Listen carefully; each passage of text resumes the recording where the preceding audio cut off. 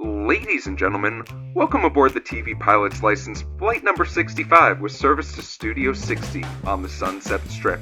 We ask that you please fasten your headphones, secure your podcasting device, and remember, live from New York! Oh, shoot, I mean live from the Sunset Strip, should I just start over? Welcome to the TV Pilot's License.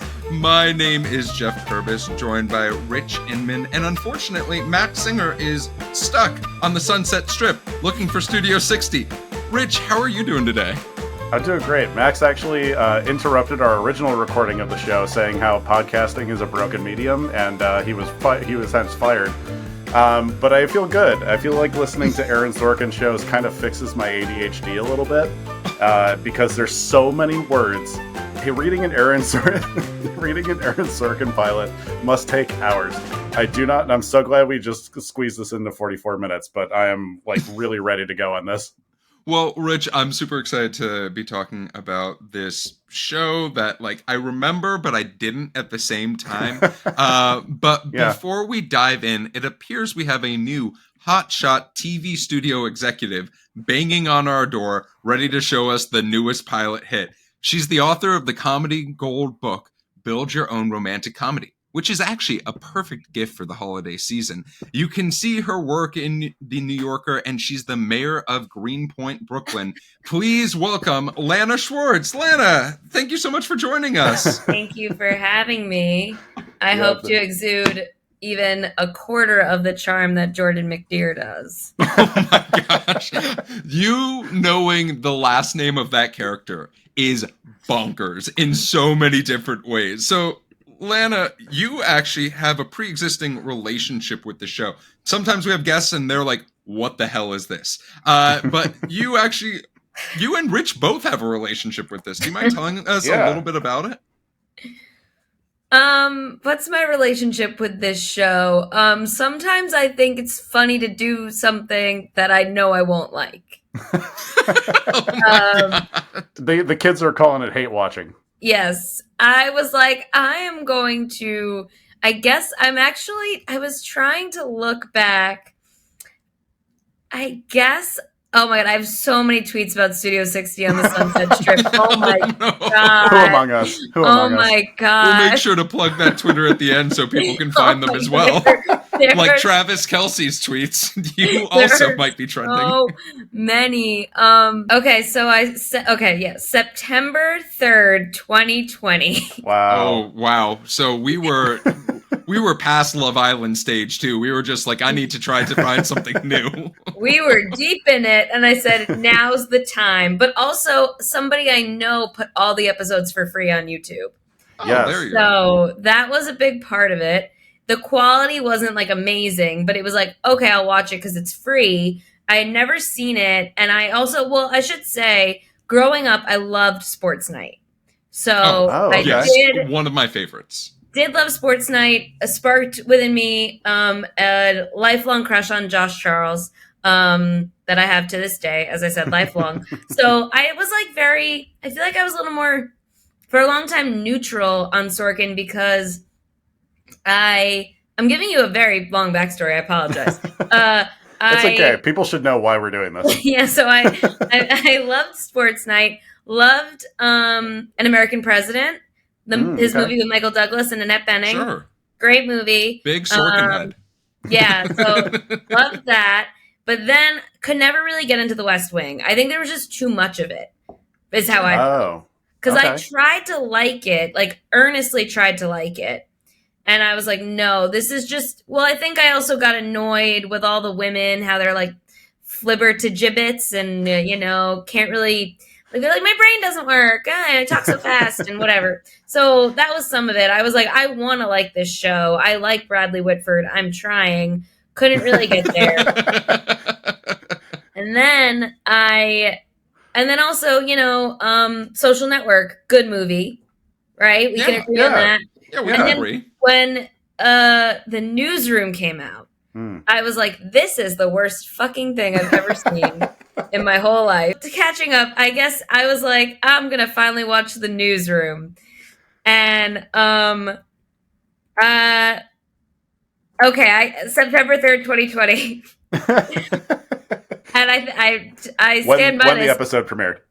I can tell you exactly where Studio 60 on the Sunset Strip went wrong. It is when they created a fictional NBC, SNL, and Lorne Michaels. They set it in a world where NBC, SNL, and Lorne Michaels all exist. The weirdest decision they could have made. I think that tweet is what hooked me too, because I had been following you already because you're hilarious. But, thank you so much. I think that was the tweet that like said, "Oh, I had no idea that they tried to do that. What an insane choice! I need to watch this because it sounds like a dumpster fire." I never finished the show, but all my tweets read something like, "Haven't been feeling well today, so it's time to queue up another episode of Studio 60 on the Sunset Strip and make myself feel even worse." Oh my god. Yeah, if there's one thing us Jews can do is punish ourselves for no reason. What a complicated relationship with the show. Well, we're really excited to dive in deeper with this on this medium. But Rich, for folks who are here to hear us talk about this show, what is it all about? Yeah, at TV Pilot's License, we discuss and analyze the most famous and, in some cases, like this one, infamous first episodes of your favorite TV shows. We chat about how they came to be, the world they establish, and how effective we think they are as a pilot. And also, if you're liking what you're hearing so far, subscribe to us on Apple or Spotify podcasts. Rating and reviewing really helps get our show out there, so we really appreciate it. And if it's your first time flying with us, just to hear Lana's sweet voice, or or if this is your 50th episode with us, welcome aboard. And normally you come in with something a little bit extra, maybe a question of the week. Even what is this week's question of the week? We do. So I obviously thought about how Aaron Sorkin just loves jobs. I think he just loves. This dude loves careers. And if it involves high stakes TV, even better. I would love to know what TV show you would like to see get the Aaron Sorkin treatment. I know this is kind of on the spot, so I can certainly go first. And to anyone listening, I am actually currently developing a pilot exactly with this premise, so do not steal it from me. But I would love to see Aaron Sorkin write Sesame Street, or the production of Sesame Street. I think could be low stakes, high pressure enough, like this show here, and I would absolutely love to see that. In fact, it's playing in my brain as we speak. Geoff, how about you? Yeah, I think this is the question that everyone thinks about looking at the career of Aaron Sorkin. He wanted to know what happened with presidents. He wanted to know what happened with SportsCenter folks. He wanted to know what happened with, people who work at Fox News. Similar stakes, all the same stakes, which is very important. I am the buffoon that I am because I like to think what's the most messed up version of a show where everything seems normal, like a duck on top of the water, but underneath it's chaos, and it's Great British Bake Off. There's nothing else. Because yeah. I think those Brits are all putting up a farce. They all hate each other. They all despise each other. And it's wrangling cats to make them look like they like each other. And I want to see how Aaron Sorkin walk and talk in the tent with Mary Berry and Paul Hollywood-esque figures, just being like, what fucking tossers. Like, that's all I want. It's too hot to bake a meringue. It's too hot. Yeah, and I want that now. I want that. It's stuck in my brain. It's only one season long, but so be it. Lana, I'm curious. What are you thinking? What is your Aaron Sorkinified show? I thought about this. I think Girls. I think I would want to see. Oh my God. And because I'm fascinated by like the veil of what's you know what I mean? Like the Lena Dunham veil. And I think we only get it if we get the Aaron Sorkin version of Girls. So what if it's just Girls? What if it's just the same show? Yeah. So in your brain, it's almost like the main character of Newsroom. I can't remember the character's name anymore. It's just like having such a like drastically conflicting set of ideals versus how he behaves. And that's just Lena Dunham anyways. And I feel like that actually could work really well. I would be hooked. I'd watch it. I'd watch 20 seasons. I can't wait to see the tone poem. I can't wait to see the tone poem happen. Well, Rich, thank you so much for that question of the week. Let's just dive into talking about this show, this Aaron Sorkin show, by starting off with a quick synopsis, which is a comedy show about a sketch comedy show where humor is in very short supply. I have 30 questions about those 15 words. One, this is not a comedy. There's no comedy in this show. We're going to talk about that in more depth. But Rich, do you mind telling us a little bit about how this show got made? All right, let's unpack this. After graduating from Syracuse University in 1983, Aaron Sorkin moved to New York City, where he worked a variety of odd jobs, performing with a children's theater. That'll be crazy. And to begin to try his hand at writing. He puts up 2 off-Broadway plays, earning a theatrical agent for his first commission work. His big break comes from a conversation with his sister, a lawyer who is heading to Guantanamo Bay to defend a hazing case in the Marines. Her work becomes the basis of Aaron Sorkin's next play, A Few Good Men. Sorkin sells the film rights during off-Broadway readings. The play opens in Broadway in 1989, and the film version, also written by Sorkin, was released in 1992, earning a variety of nominations at the Oscars and the Golden Globes. So he follows up A Few Good Men with the films Malice and The American President, which we just mentioned. The latter of which Max's parents apparently not only had 1, but 2 copies of in their DVD collection. That was a very important note that Max left in there. In the late 90s and early 2000s, Aaron Sorkin has TV success with the network shows Sports Night and The West Wing. After leaving The West Wing after its 4th season, due to internal conflicts with Warner Brothers, don't really know what happened there, but he's a wild man. He's a wild man. Don't get in his way. The argument would take forever. In October 2005, a new Sorkin pilot begins, and it's making the rounds, titled Studio 7 of the Sunset Strip. Whoa. Can't imagine being part of the 53 other variations of this show were made before they came up to Studio 60. Imagine being in the focus group for this and just saying, you know what, this needs just a name change. Change the number just a little bit. 2 digits. So this leads to a record licensing fee for a show at the time, with NBC beating out CBS for the rights.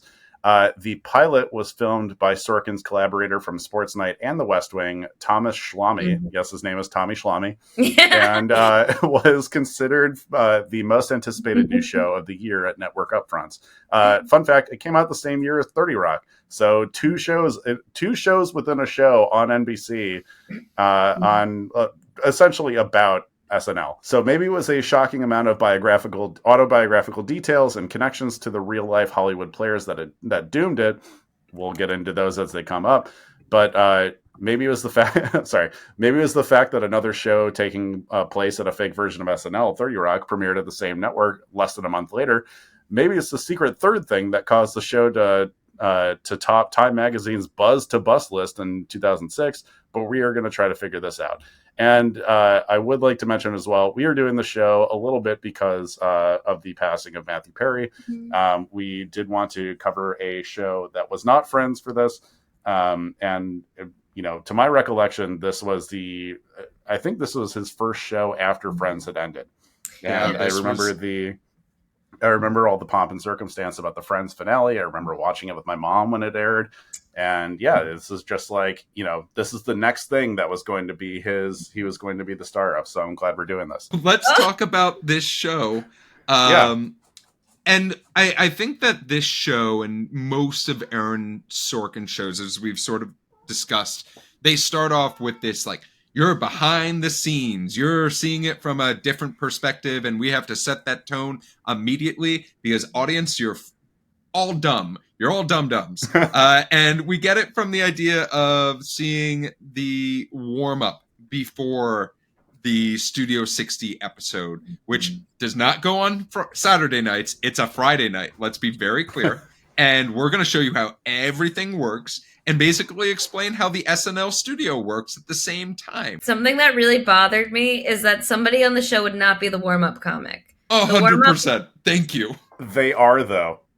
What? In SNL, the warm up is the oh god, I forgot the name of it's like a singing group almost. Kenan Thompson comes out and warms up SNL, and then with like a couple of the cast members as like his backup singers and dancers. But that's basically how they warm it up. That's so crazy. None of the other late night shows work that way. Yeah. It's legitimately insane. I had that same thought as well of just like, what the hell is happening right now? You would never have your star or your big three be one of the people, which we'll talk about the big three. I had a different big three. Saying that because I don't want people to know I was wrong about something. No. Well, this will never see the light of day. I'm also joking. I'm joking. Audience never was said. Just forget it. You just had amnesia for 30 seconds. Yeah, this is the audio version of the Men in Black pen. But as this intro is happening, as we're starting to introduce the audience who's sitting in Studio 60, we see that there is a little bit of a kerfuffle happening off the side of the stage, where there's an argument between within earshot of everyone. Yeah. Mm-hmm. Probably everyone can hear it, but like no one can hear it because that's how TV works. And there's a disagreement about a sketch being removed from the show, which is almost the catalyst of this entire show, which is bonkers at the same time of this entire thing. Like, Rich, when you were seeing this Wes character be so diehard about like, this skit needs to happen right now, what were you thinking? Yeah, I really don't.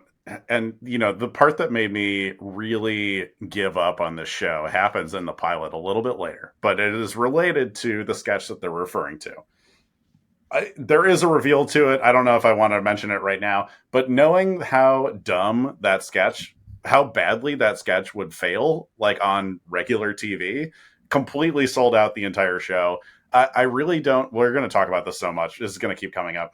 The idea that you can write a show and have the show within the show be funny has been tried several times, and it's never worked. Lana, I'm curious from your perspective of like watching this Wes Mendel, who is the executive producer of this show, right? It also seems to be the lead writer in some instances. And we begin to see him before our eyes start to deteriorate as far as his well-being because of one sketch. And like, I'm curious from your perspective, what are you expecting? What do you think as you're seeing him deal with the guests and all of that garbage? I'm thinking that's Judd Hirsch, one of our finest actors, maybe of the last like 50 years. No, maybe not 50, but 40 years. That is like a true national treasure. And I wrote in my phone, did Judd Hirsch owe Aaron Sorkin a favor? Because I don't remember. He's not like a spoiler. He's not in the rest of the show. He comes and gets. I don't think if he does come back, he's not like a regular. So he just is there to like get fired and set up the show. Basically, he is in one episode. We saw him. We watched the pilot, and we got as much Judd Hirsch as you are going to get in this pilot, which like, is why? Insane. Like it is like it's almost like the Ned. He's like the Ned Stark of Game of Thrones. But like the thing that's insane to me about having Judd Hirsch, right? Because you do have this amazing actor, and then you're not just going to say like, oh, you storm off the stage and that's it, right? You have Judd Hirsch. You have him tell Felicity Huffman that the show sucks. I love that they had Felicity Huffman during like the prime of Desperate Housewives, and like they actually had celebrities. The idea that this is in the real world is such a fun little nice touch. But then watching as, you know, it opens on a political as the cold open sketch, which sure, SNL does that more times than it does not. And I was like, okay, this is fine. We have a bad George W. Bush impression. That's fine too. We didn't hear the Dick Cheney impression. I'm sure it was great. But the idea of having Judd Hirsch do this Aaron Sorkin like moment, which is the come to Jesus speech of a person has woken up, and it's like wake up sheeple bullshit speech that he gives. And my problem is it's not good. It's perfectly fine. And I think if anyone other than Judd Hirsch gave this speech, I'd be like, what the hell is happening right now? Because that's also kind of how he starts the pilot of The Newsroom too, where it's just like it's a viral clip of like him having a speech at Northwestern or something like that. He's like yelling at a sorority girl. Yeah. If you watch Newsroom before you watch this show, you're going to be like, I've seen this scene before. And that's because when Aaron Sorkin was writing Newsroom, he's like, I have an idea. I did it on a show that no one watched. And then my favorite part as they go forward with this, as we're going on, like he doesn't get necessarily pulled off air after he does this speech. They immediately start with the news clips comparing it to the movie network several times. And I have to imagine Aaron Sorkin thought he was going to get away with that. And then like at the end had to go back and add in the network references because it was so close to that moment that he didn't want to get sued. He did it on purpose. 100%. Like, I'm going to give him a network moment, and I'm going to say it's a network moment so that I can get away with ripping off the movie Network. And also so I can pat myself on the back and be like, oh, I watched the movie Network and you didn't, you dum-dum. Like, look at this amazing moment that you thought was original. Yeah, and especially because Amanda Pete's character, Jordan McDeere, is like, they're saying it's his Patty Chayefsky moment, and she's like, well, I think that's like a good sign. I'm like, whatever. It's just annoying that she's like, isn't that a good thing? They know Patty, like, so, you know? Like, a couple of other things that I did enjoy is, like, during this, there are moments I enjoyed. So, spoiler alert. But one of the things that I liked is we sort of start to get an encompassing feeling of how wide does this spread, right? Like, how much of a show, what is our universe of this show? And we understand that it's not just, hey, the cast. It's not just the producers. It's not just standards. We also learn that it's the folks who are in the back who are actually like directing and who are on the switchboards, where we have this tense moment of, I'm going to keep him on air until he does do something that I can't. And then, of course, they thought they were so clever when they did that cut and it was the title sequence for the show. They thought they were so goddamn clever. And I was just, it was just like a audible, like came from my body when I was watching this. Because you could really telegraph that moment coming. You could really see that that's precisely how they're going to get out of this cold open. And yeah, boy, they really pull that card real quick. Also, shout out Timothy Busfield. I love that man so much. He's really great in The West Wing. Does such a terrific was great job in what he was given in this role. Did a fantastic job with. He was eating it up, and he did great. Were y'all surprised when you realized that this show wasn't happening in real time and we were going to go back in time and forward in time in multiple different parts of the show by seeing everyone's perspective on the evening? Because we get section 1 just titled Jordan. And Lana, I feel like it's appropriate for you to tell us how we meet Jordan, because you know her last name, and I didn't even realize they gave us one. She's at a dinner party, kind of like being congratulated. They're like, well, I should say, Ed Asner is there. Yes. What the fuck? Ed Asner is like, he's setting it up like Jordan is this like has a storied career in network television, and she was at NBC, and now she's hired at NBS or whatever to lead them forward, so to speak. And it sets up like you get that she's like important, and it's her first day, or it's about she's the to wonderkind. Be her first day. She's the wonderkind of like network executives. Yes. And Steven Weber is also there. So like the casting is, some of it is so good, and some of it is what? Yeah. You know, like how this person never worked again. That that sounds mean. But the casting's very strange. But yes, so we meet Jordan and we get her perspective, so to speak. I wrote in my phone, remember when people cared about network television? I almost don't. That's the scary part. I feel like I have drank enough in my life that I almost don't. Wow. Okay. I should drink some more then, I guess.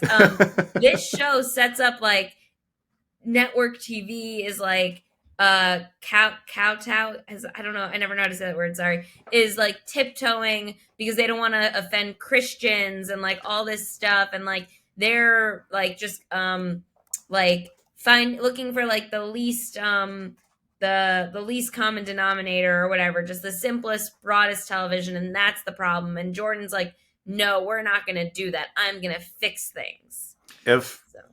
Aaron Sorkin tried to write a script where he didn't have the morality being around a Christianity or politics, if he got electrocuted every time that he put the word Christian or Republican, I think he would die in the first 3 minutes.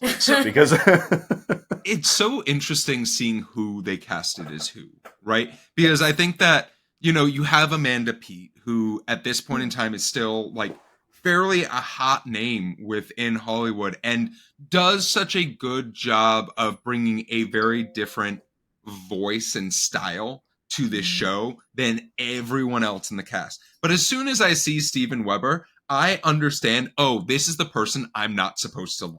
Like, I automatically recognize, because like that's the, unfortunately, when you have a career like Steven Weber, you are going to be just like, oh yeah, this is the villain. Like, cool. Like, we're not supposed to like him. And everything he says and every line that he delivers that Aaron Sorkin probably wrote for him is supposed to be, you're the dick. You're the asshole. Like, everything you say, everyone in the audience wants to disagree with immediately. He's got resting villain face. We haven't quite gotten there yet, but Sarah Paulson's on this show. But Sarah Paulson and Amanda Peet are like best friends. So I like to imagine they took this show so they could hang out. I love that is a friendship that I did not know about, and now it's the only thing I'm going to think about. I like to think they hang out on American Horror Stories, like behind the scenes, just all the times. Yeah, it's like, let's do this show. We'll have fun together. Who cares? So we'll pay for our next beach house. Yeah. There is this gigantic boardroom scene that we get as sort of they're dealing with the collateral of Wes's speech. And, what are the sponsors going to think? All this stuff. And this is the moment where we get to see Jordan in action and how she acts. And there was Rich, I'm surprised you're not like foaming at the mouth to talk about this, but like, this was the moment that I started cracking up because they were like, we have 2 shows about women, like about nuns, that you can't figure out which one's offended. And I'm like, they're talking about the fact that they have 30 Rock in this show. Like, they're literally doing the joke, and like no one's realizing they're doing the joke when Aaron wrote this because he had no idea 30 Rock was being picked up at the same damn time, which is also, I just so absolutely funny. love the what was the Donald Trump reference? It was like the competing to find out who could be Donald Trump's best friend or something like that. And I just like, also a little bit of a sidebar. The character of Jordan McDeere is actually based on a real person. Their name is Jamie Tarses. They were an assistant at SNL before being hired by Brandon Tartikoff at NBC's as NBC's manager of creator affairs. They helped develop Mad About You, Frasier, Friends, News Radio, favorite. They also left to become president of NBC in 1996. And she did in real life date Matthew Perry. Wow. Yeah. There are so many layers to this show I was not expecting to hear tonight. In all honesty, I do want to give another quick sidebar. 3-6 Mafia performs live on this show. Oscar winners. I am very upset that they did not do It's Hard Out Here for a Pimp. Because that did come out around this time, and I think that's the banger that we all remember them for. There's nothing wrong with Side to Side. There's nothing wrong with Side to Side. And also, I would love to have 3-6 Mafia perform after I torched my career. Oh my God.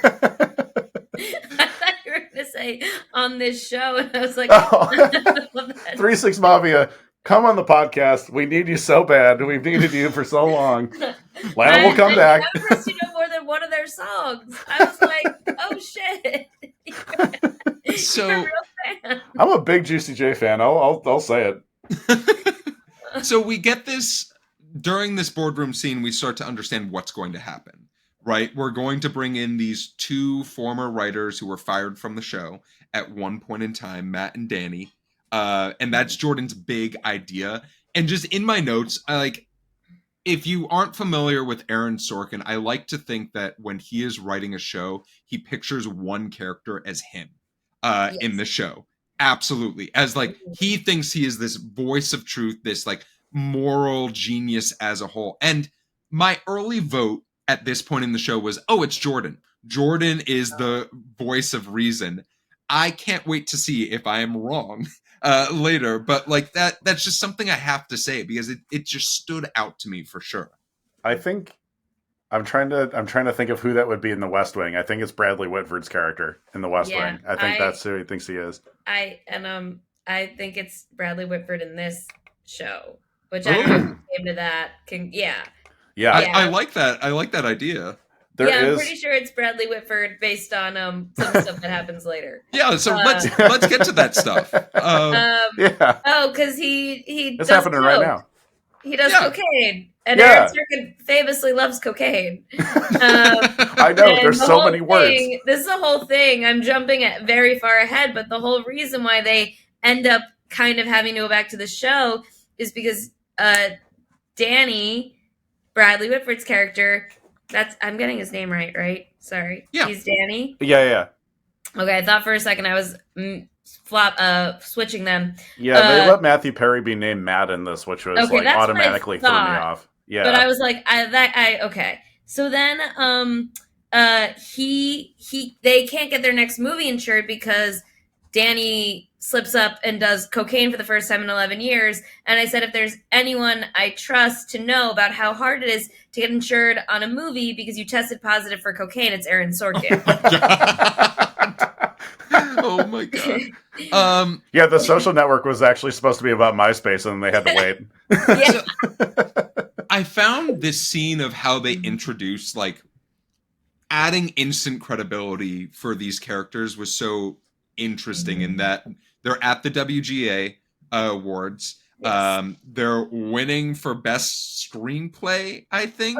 Can I say something that's really confusing to me? I'll just say, sorry. So Maddie is the writer. Danny's the director, right? Yes. So that's why Maddie wins and Danny doesn't. And when they go back to the show, Maddie's head writer, Danny's director. Did Judd Hirsch do both? I guess so. I guess technically Lorne Michaels was both for the first 5 years of SNL before Al Franken came. I guess, but that's really not how I think SNL. There's not really I guess there's a director, but there's a head writer. There's a head writer, and then I think the directors work a little differently. Yeah. And also you kind of are in charge of producing your own sketch that you write. It's definitely we went 90% of the way of explaining how SNL works, but we can't just explain every trade secret. So let's simplify it by having Matthew Perry make some witty jokes and also Bradley Whitford's here. It just seems like kind of like a screenwriting hack where it's just this job is normally done by 7 people, but let's just say they do it in Moneyball. The person that Jonah Hill plays in Moneyball is actually 4 people. Yeah. Amalgamated into one person. Yeah. I just all right, let's make it a 2-header, I guess. That's fine. Because I wouldn't really say this show has a Lorne equivalent, actually. I think it was Wes. It was Wes. It was Judd Hirsch, but then they're what if Lorne Michaels didn't exist, but he does exist in this universe. He does. I would pay so much money to watch Lorne Michaels have a breakdown like this on television. I know. That's the only way you could get me to watch SNL is if he did that. I have talk about. I have a strong theory that Pete Davidson was Lorne Michaels' fuck you to the network. Oh my God. Because they're like, I'm going to put this kid who's going to be in almost nothing on the payroll for so long. And we're not going to give him really anything good to go off of. And we're going to make him a star. We're going to use all of our money to make him a star. For sure. I mean, say what you want about that guy.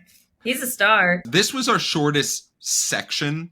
And this is where I'm going to start to get really angry about the sections. Can I say one thing that happens later, but I think makes sense to mention now, is that I almost called him, so Matthew Perry, Natty, is like, they want us back now that we're famous. And I was like, yeah, nothing screams famous like a WGA. Nobody cares who was with me. I'm sorry. No. Like, we care because we're writers. But I don't think anyone... But also, like, that brings up such a good point, is like, when was the last time you heard about like a lead writer on SNL being like let go or leaving, and then you were like, oh, I'm gonna follow all of their work? And this imagines a universe where it's like, yeah, people are like foaming at the mouth for whatever for whatever Matt Albee and Danny Tripp put out together. I can't fucking wait. So I want to talk about these sections really quickly because it drove me insane. And the idea that this show technically has a cold open and 3 sections. One of them is medium-sized, one of them is very petite, and one is the entire rest of the episode. Like, and there's no semblance or reason, because they end with this big 3 is what the name of the segment is. I didn't really watch This Is Us beyond like the first few episodes. But did you guys watch that show?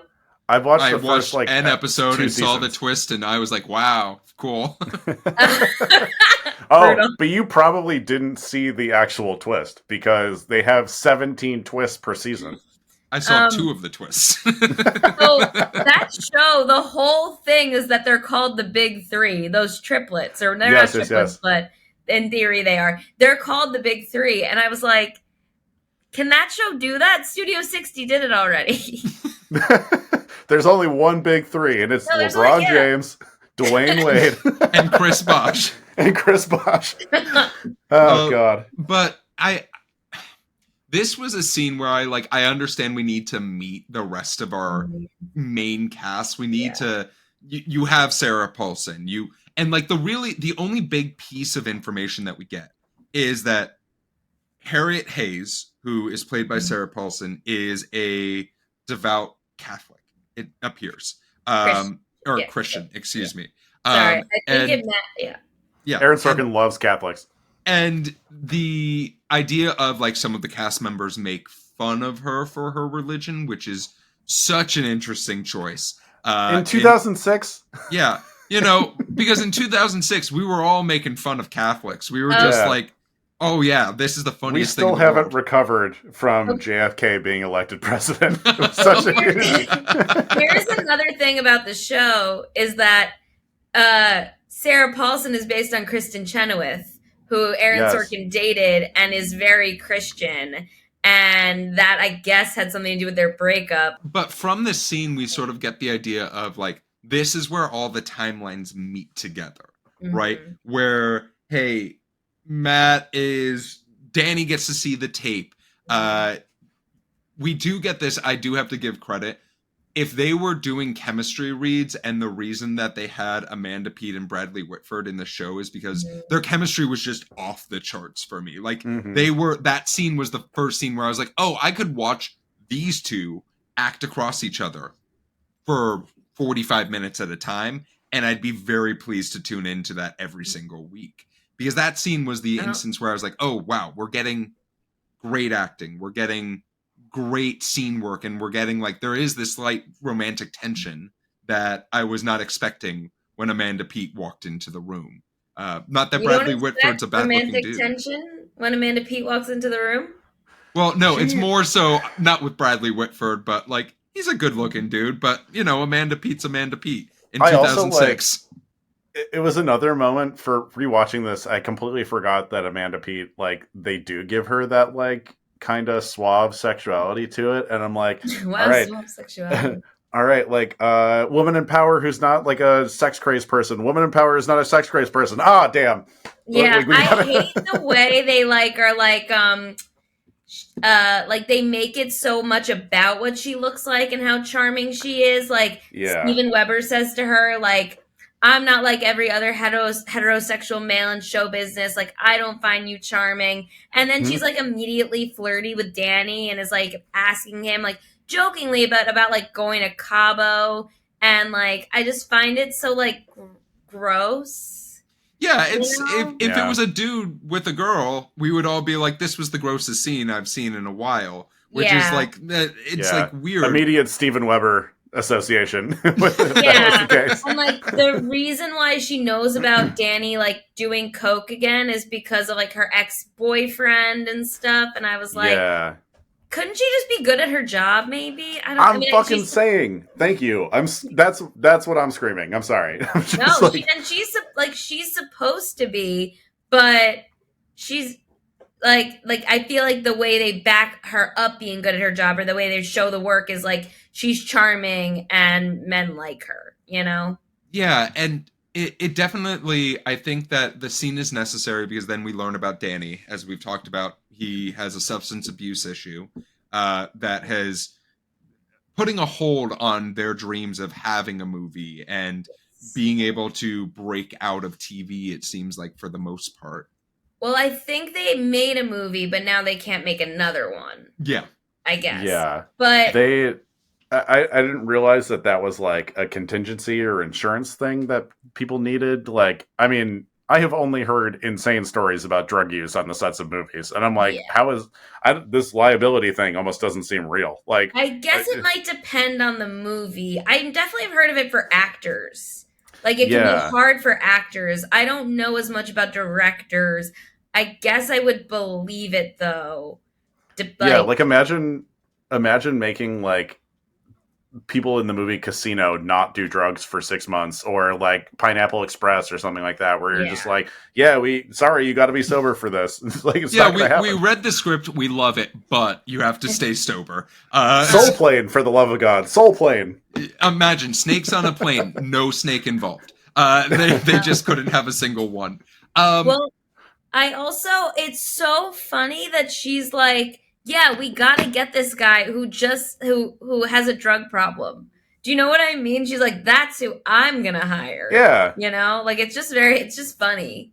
It's also like, as we progress sort of forward, like, we have this realization that like we're supposed to be under the assumption that because Matt is on pain pills, that is screwing with his ability to like keep a secret or keep anything to himself. Which is like very Matthew Perry-esque, but at the same time, family. It's just like, it's not sold enough where I was just like, oh yeah, that's a really good explanation for why he's acting like this in this moment in time and having no inhibitions. Yeah, it just made me kind of sad, and also just because of the Matthew Perry of it all, but also from a writing perspective, is not really helping you contrast your characters that much if they both have like weird drug things that are independent of each other. So, just to push us forward, because we are like right at the end. They end up accepting the show. They basically decide, you know what? Because Danny needs 18 months before he can get a clean test, we're going to take over this show.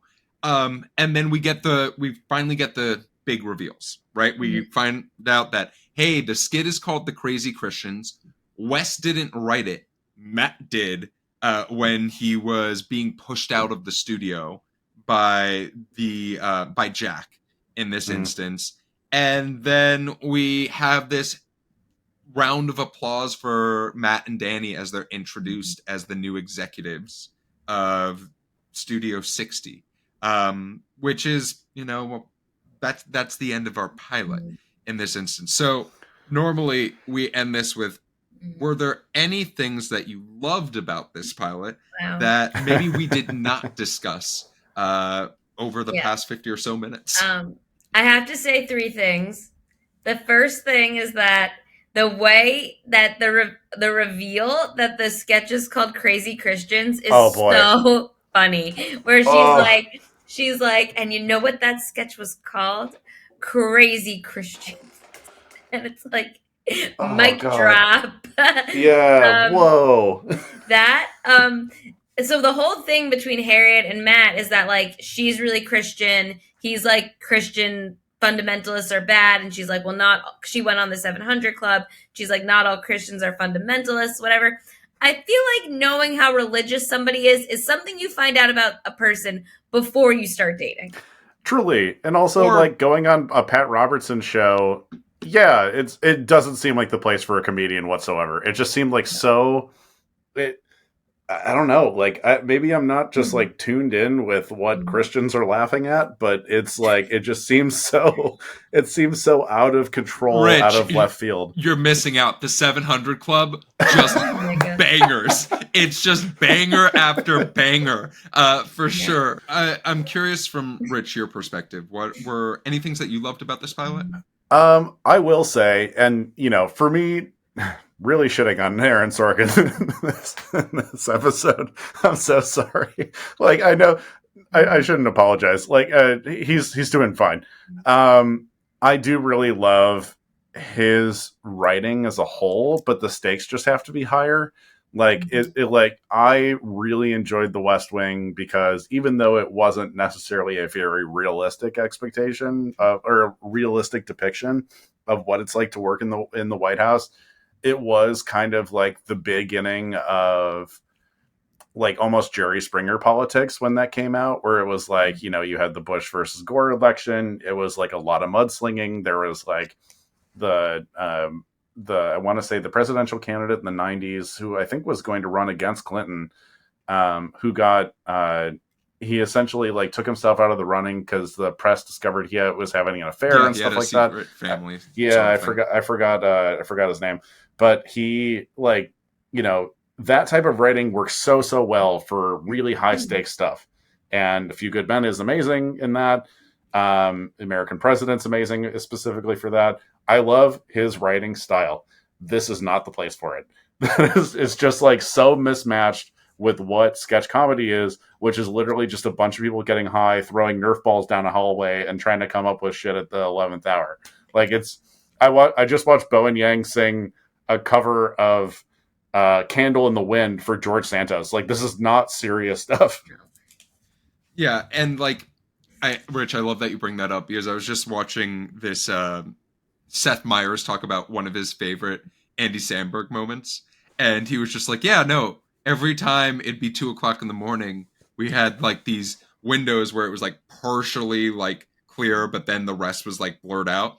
And Andy would just sit there and he'd put his head up over when he needed to go to the bathroom. And he'd be like, hey, bud, you want to join me in the bathroom? And then he would just bring his head down and just sit there for 5 minutes until Seth Meyers would join him. And it's just like, yeah, I dare you. I dare Aaron Sorkin to write that and see what it is like. But like, as far as things that I loved, I'm going to use this as a thing that I loved in my wait a minute moment, in the sense that in both, I love seeing a lot of talented people on screen together, right? I think that is something that we don't see as often in TV anymore, because TV sort of has this, unfortunately, and this is a show about TV shows, or this is a podcast about TV shows. TV has this unfortunate, reputation of being lesser than, when really there is amazing TV that can be created.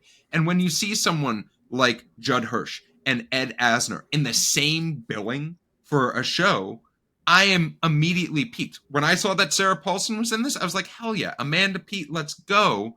Bradley Whitford, let's do it. But then in my wait a minute moments, how did all of these people be on this show? I know. And then we got this pilot. How did that happen? And I understand it is probably one key figure that we have been talking about a lot on this podcast. Judd Hirsch. Yeah, it's all Judd Hirsch's fault. He really tanked it. But at the same time, it really does go to show that amazing talent can only raise poor writing, or writing that's just not relevant or realistic enough.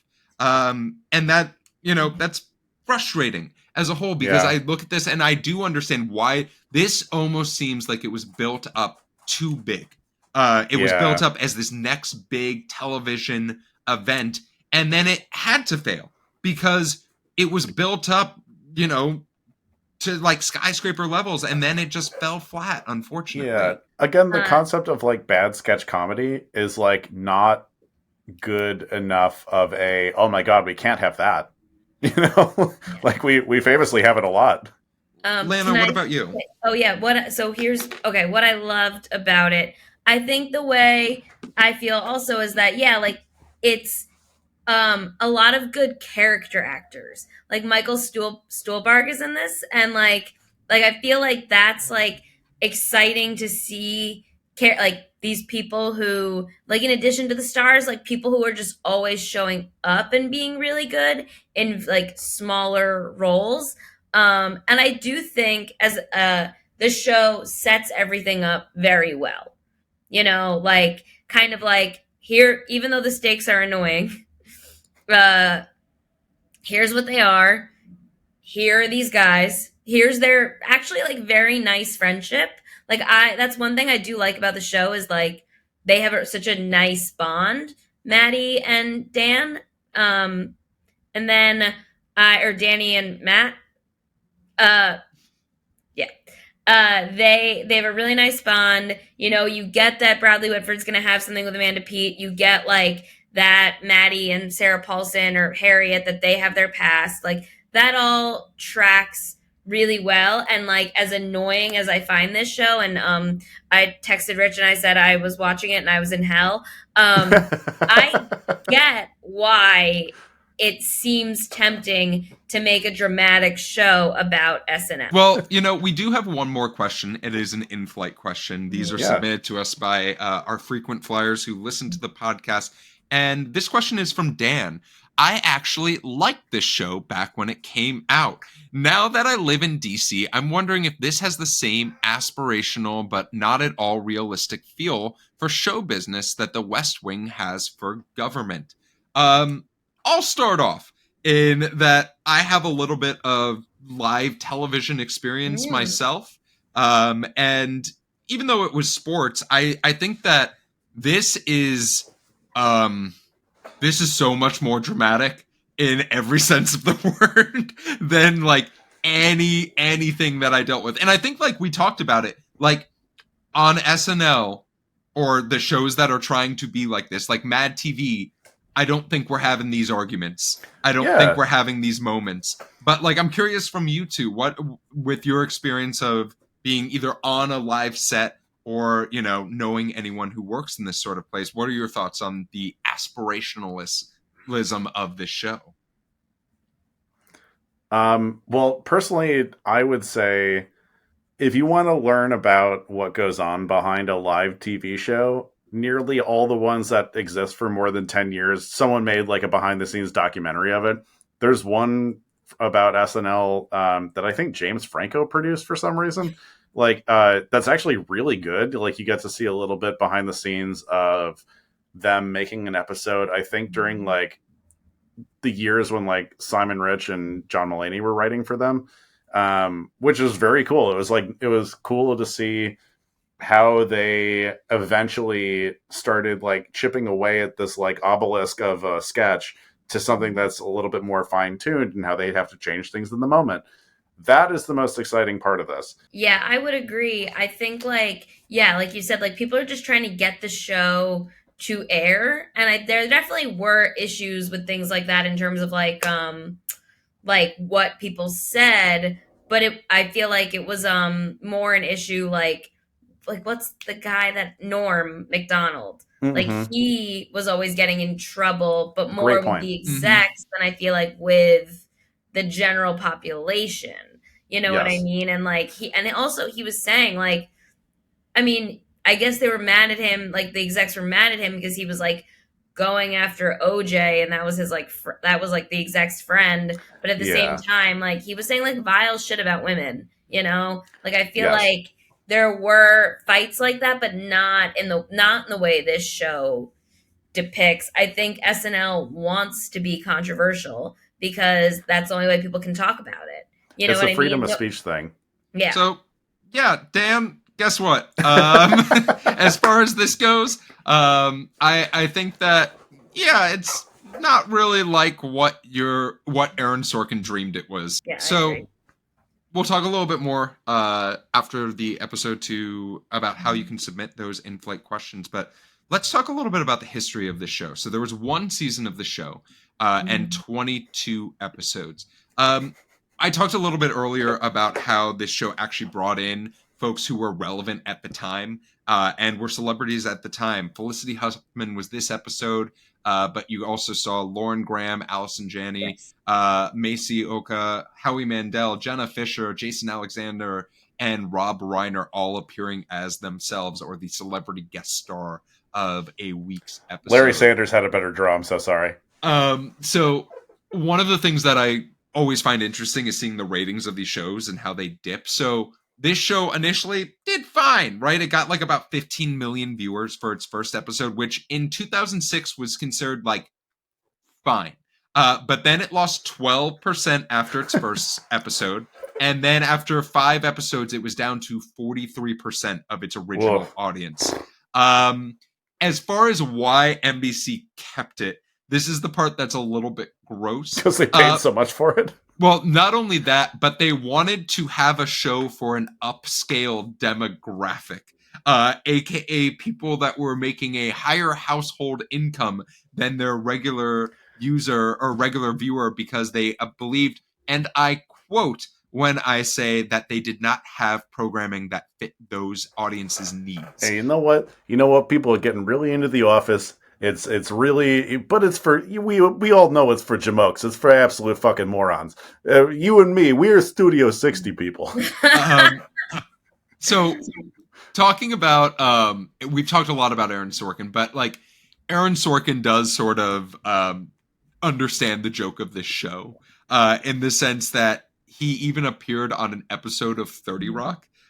Joking about how he was also unemployed with Liz Lemon's character, which very, very funny. And like, there's also been other things that have come out where he even believes, very similar to my mindset, that the show was almost destined to fail because NBC put so many eggs into the basket of marketing it and making it into this bigger than ever, and maybe they could have cut some corners with some casting to make it a little bit more viable of a property.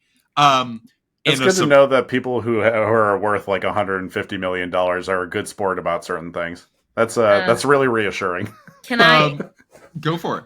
Oh, can I? So I never finished the show. I watched 13 episodes, and then I said I can't do this anymore. I made it 7. I was like, oh, I've been feeling better lately back in September 2020, and I realized it was because I hadn't watched Studio 60. This show like unnerved something in me so deeply that I could not get and I've tried since to pick it back up. I simply could not do it. So Lana, not to get too personal, but how's your mental health, and do you think you can make it to 22 episodes right now? Okay, so I think the issue is that I don't want to pay to make this show make me feel sick. That's a very good point. Because as far as this show goes, you can find it wherever you purchase TV, which is a wild thing to say out loud because it is no longer streaming anywhere. Rich, I know you were concerned. There is a complete DVD series set that is available. I found it on Amazon. Happy Christmas and happy holidays to you. It is in the mail. No way. What I will take is the shirt that I think someone sent me, and that's why I have it, that says single, little circle, not checked off, taken, little circle, not checked off, too busy watching Studio 60 on the Sunset Strip. And I am posting that clip of that shirt in the video so everyone can get it. The link will be in the description below. I did want to, one of the most surprising things about the show is that it actually has awards, and like, which is insane. From who? So it has won 3 awards, including John Goodman winning an Emmy for guest actor appearance in a series. And it also received, I believe, 2 other Emmy nominations. making up a total of 18 nominations for a variety of different things, including a WGA award that they did not win. So that is the history of this show. Rich, it is now time for your game of the week. Oh my god. Okay, I will make this quick. I know we've been ripping on the show for longer than the actual show. All right, this game is all about SNL controversy trivia. First question. That one's gonna go. First question is gonna go to you, Lana. Andrew Dice Clay's appearance on SNL was boycotted by Nora Dunn, one of the cast members at the time, due to his misogynistic material, for which he became famous. And also boycotting that exact performance was what future banned SNL music performer? Was it The Replacements, Frank Zappa, or Sinead O'Connor? Was it Sinead O'Connor? It was Sinead O'Connor. She was boycotted an episode, and then we all know why she wasn't invited back. At one point, Nora Dunn followed me on Twitter, but I don't think she does anymore. Nora Dunn, if you're listening, come on the pod and follow Lana back on Twitter. Please. Geoff, next one's for you. Elvis Costello was banned for over a decade from SNL after switching up his song choice on air to play his song Radio Radio. After being allowed to return, he mimicked the incident by interrupting what actual musical guest that day in 1999? Pearl Jam, Rolling Stones, Beastie Boys, or Creed? The funny answer to me is Beastie Boys in this instance. Like, I would die seeing Elvis Costello doing that, but I don't think it's right. Well, I have a clip for you because it was the Beastie Boys. Oh, hell yeah. I need to go and watch that immediately. It's a very funny clip. I loved it a lot. All right, Lana, last questions for you. This host, known for his action movies, was banned from the show, being dubbed the worst host ever by Lorne Michaels after being rude and critical to nearly every single member of SNL during his week there. Sylvester Stallone, Steven Seagal, Jean-Claude Van Damme, Jackie Chan. It was Sylvester Stallone? It was Steven Seagal. Seagal. I don't think I know who Steven Seagal is, really. That's probably for the best. I have some YouTube clips for you that you're going to really like. So that's the game of the week. Thank you so much for playing. Thank you. Well, we end this podcast very simply with two questions. And that is, based off of the pilot, would you continue watching this show? And do you believe that a version of this show could exist today? So, Lana, for those who are listening, you're making a motion with your head. I think it's up and down, but why don't you clarify for us what your opinions are? Okay. Would I recommend watching this or would I continue watching this show? I did continue watching this show. I don't think it was good for me. And could this show exist? Like we said earlier, I think it would have to be like way more dramatic and real, or it has to be 30 Rock. You can't exist in the middle. Yeah. Rich, what about you? So good. I would say, because I have famously watched 7 episodes of the show before giving up completely, and also falling asleep in the middle of this one and then having to rewatch it. I'm going to say no on rewatch, on continuing to watch it. However, maybe I'm having a bad mental health week and I want to punish myself. And if it's going to be made today, I just don't do it. I'm sorry. It's like we have been SNL to death. Every single person who's ever been on SNL has a podcast about it. There's a documentary or a book that they've written. It's all so done. We're all so done with the process. We get it. You write sketches. It's a crazy environment. Just take longer to make the show if you're so like, oh my God, this is so hard. Like, I'm so sorry that you get to make jokes for a living. That's what Lorne Michaels' obituary should say. SNL to death. So, from my perspective, as far as watching after this pilot, no. And I say that, and I'm really intrigued to see what they did with John Goodman, right? I'm like, sort of like, is that worth $2 of my time to see what John Goodman is doing? It sure isn't. But what I will say is, as far as rebooting it, I have a slightly differing opinion, and I want to bring something to the table, and that's that I don't want Aaron Sorkin rebooting this show. I want Jesse Armstrong rebooting this show from Succession, because I think that there is a really valuable talent that Jesse Armstrong has of balancing drama with comedy in a way that if you are in a situation you've never been in before, you somehow immediately relate to the cringe of that situation. Mm-hmm. Like, we've done the Succession pilot. Go and listen to that episode. But there are so many scenes in that show where I don't know what it's like buying a gift for a billionaire, but immediately I'm like, oh, I understand the trouble of trying to buy a gift for an old man, because it's nearly impossible. So do more of that sort of writing to drive and bring the audience into that moment, so it's a more relatable pilot, rather than just being like, oh yeah, we're gonna like swing our dick around because we've been in a television control room and you haven't, so you have no idea what's happening here. That's what made 30 Rock great, is because 30 Rock made everything relatable and brought everyone down to the level of an idiot. And like, maybe that's what this show needs.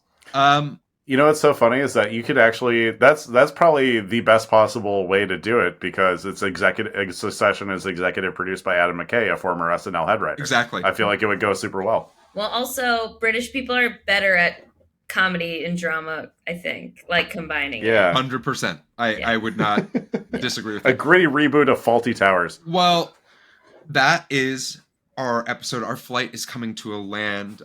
Lana, thank you so much for joining us to talk about this show that made you ill. But in case folks want to also follow you on Twitter, maybe they want to update you on how ill they feel. Oh my god.